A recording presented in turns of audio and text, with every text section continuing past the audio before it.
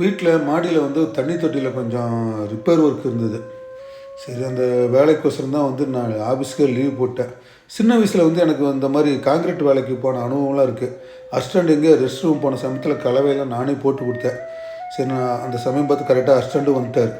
சரி, இவங்களுக்கு ஏதாவது ஒரு ஜூஸோ மோரோ வாங்கி கொடுப்பேன்னு சொல்லிட்டு மார்க்கெட்டுக்கு போனால் மோர் கிடைக்கல. சரி, எலுமிச்சம்பழம் வாங்கிட்டு பேக்கரியில் வந்து கொஞ்சம் சிப்ஸு வாங்கிக்கிட்டேன்.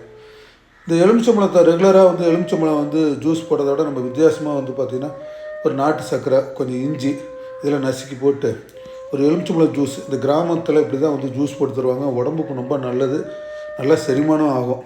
கொஞ்சம் சிப்ஸும் தட்டில் எடுத்துகிட்டு அப்படி மாடிப்படி ஏறி இந்த வெயிலில் வேலை செய்கிறவங்களுக்கு வந்து கொஞ்சம் மனசுக்கு குளிர்ச்சியாக, உடலுக்கு குளிர்ச்சியாக ஒரு எலுமிச்சம்பழம் ஜூஸ் கொஞ்சம் சிப்ஸு கொடுத்தேன்.